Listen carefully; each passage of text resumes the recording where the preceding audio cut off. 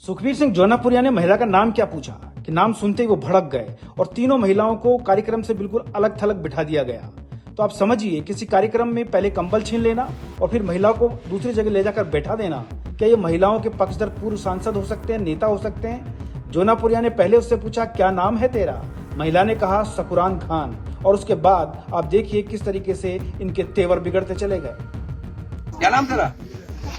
हट एक तरफ। नमस्कार, मैं भंवर पुष्पेंद्र द ट्रू माइक में आपका स्वागत करता हूं। आज मैं बात करूंगा राजस्थान के स्वाभिमान की, क्योंकि राजस्थान की संस्कृति स्वाभिमान के लिए जानी जाती है। राजस्थान की मिट्टी में स्वाभिमान कण कण के अंदर घुला हुआ है। ऐसी हजारों कहानियां हैं जो स्वाभिमान से जुड़ी है। यहाँ स्वाभिमान के लिए कोई घास की रोटी खा लेता है, यहाँ कोई स्वाभिमान के लिए अपने बच्चे चंदन का बलिदान दे देता है और उसको पन्नाधाय माँ के नाम से जाना जाता है। लेकिन कोई बाहरी व्यक्ति राजनीतिक रूप से राजस्थान में आए और फिर यहीं के स्वाभिमान को ललकारे तो सवाल खड़े होना लाजमी होता है। एक ऐसा ही वाकया सामने आया है जहां पर सिर्फ कंबल नहीं छीना गया, बल्कि एक महिला का स्वाभिमान छीन लिया गया। जी हां, मैं बात कर रहा हूं टोंक जिले के करेड़ा बुजुर्ग गांव की, जहां रविवार 3:30 बजे पूर्व सांसद, बीजेपी के पूर्व सांसद सुखबीर सिंह जौनापुरिया ने कंबल वितरण का कार्यक्रम किया।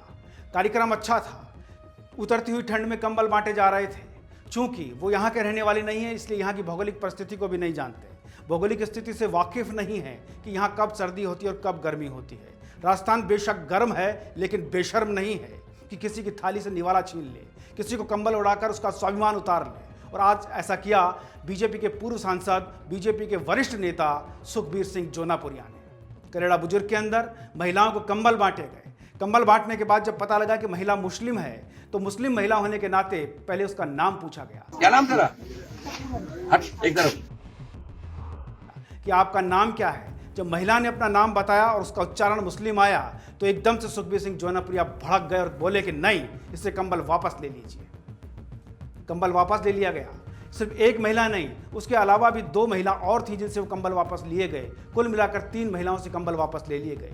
लोगों ने जब आवाज उठाई, लोगों ने जब विरोध किया और पूछा कि आप ऐसा क्यों कर रहे हैं, तो उन्होंने कहा कि मोदी जी को गाली देने वालों को मैं कंबल नहीं बांट सकता। जो आप लोग बैठे ना, मैंने बताया जो मोदी गाड़ी देने वाला, उसको रहने का हक ही नहीं है। आप यहाँ इधर आ जाओ, कमर छोड़ दे, कमर छोड़ दे, कमर छोड़ दे, कमर छोड़ दे। लोकतंत्र में अधिकार थोड़ी है, सबको समान अधिकार है। आपने उनको मना किया, तो आप क्या हुआ? क्या गवर्नमेंट करिए, आप इंडिविजुअल की दे रहे हो। अरे सर, हम बहस कर रहा कौन है? गलती आपने करी ना सर उनको बिठा दिया फिर ऐसे। मोदी जी मतलब हमारे देश के प्रधानमंत्री, जो हर मंच से कहते हैं कि मैं 140 करोड़ लोगों की आवाज हूं, मैं 140 करोड़ लोगों के मतों का परिणाम हूं।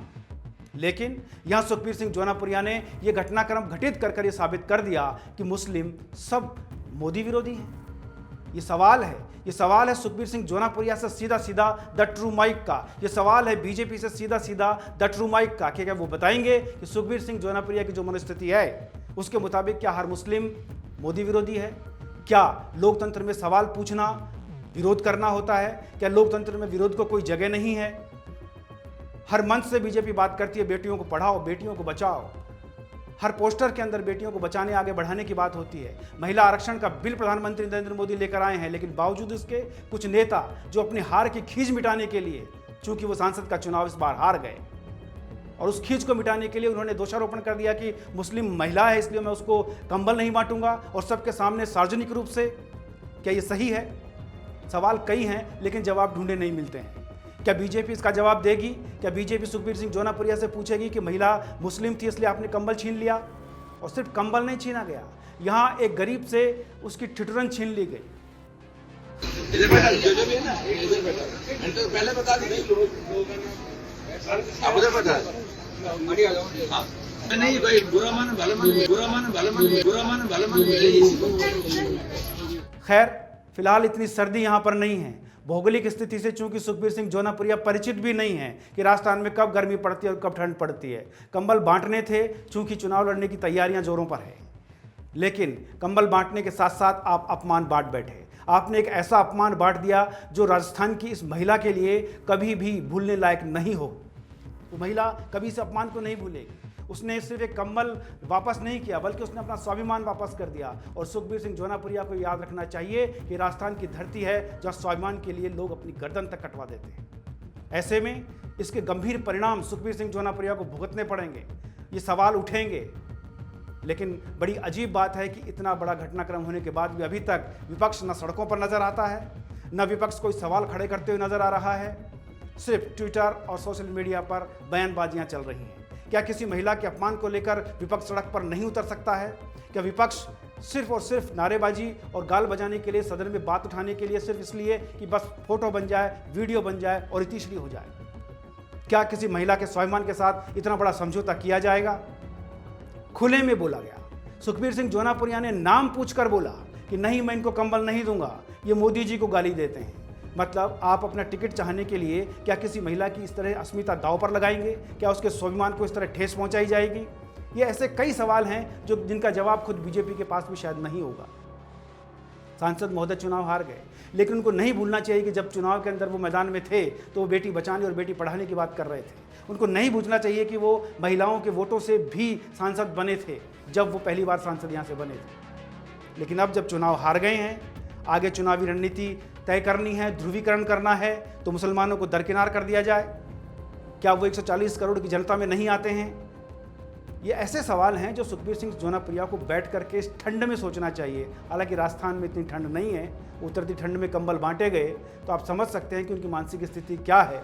खैर, मैं उस पर टीका टिप्पणी नहीं करूंगा, लेकिन ये जवाब वो तमाम महिलाएं, राजस्थान की वो तमाम महिलाएं पूछ रही हैं जिनके लिए कहा जा रहा है कि बेटी बचाओ, बेटी पढ़ाओ, महिलाओं को आरक्षण से आगे बढ़ाओ, राजनीति में बराबर की हिस्सेदारी दो।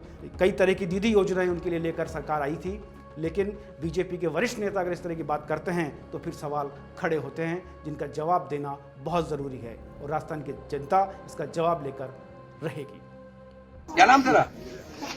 हट एक तरफ। बेशक ये सरकारी कार्यक्रम नहीं था, लेकिन ये कार्यक्रम तो था, मानवता का कार्यक्रम तो था। क्या मानवता ये कहती है कि धर्म पूछकर कंबल बांटा जाएगा? आज कंबल छीना गया है, कल उनसे उनका वोट छीन लिया जाएगा, कल उनसे उनका इलाज छीन लिया जाएगा, कल उनसे उनका राशन छीन लिया जाएगा, सिर्फ इस बहाने पर कि उसका धर्म कुछ और है और आपका धर्म कुछ और है। क्या यही भारतीयता है? लेकिन जब आप पार्टी का कार्यक्रम नहीं कर रहे हैं, जब आप सरकार का कार्यक्रम नहीं कर रहे हैं, कार्यक्रम न सरकारी है न राजनीतिक है, लेकिन मानवीय है, और मानवता ये नहीं है कि आप किसी महिला का नाम पूछ करके उससे उसका कंबल छीन लें, वो भी सार्वजनिक रूप से।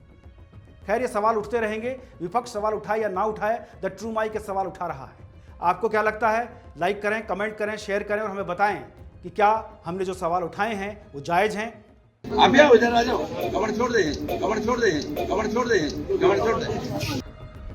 क्या नाम तेरा? हट एक तरफ। सुखबीर सिंह जोनापुरिया ने महिला का नाम क्या पूछा कि नाम सुनते ही वो भड़क गए और तीनों महिलाओं को कार्यक्रम से बिल्कुल अलग थलग बिठा दिया गया। तो आप समझिए, किसी कार्यक्रम में पहले कंबल छीन लेना और फिर महिलाओं को दूसरी जगह ले जाकर बैठा देना, क्या ये महिलाओं के पक्षधर पूर्व सांसद हो सकते हैं, नेता हो सकते हैं? जोनापुरिया ने पहले उससे पूछा क्या नाम है तेरा?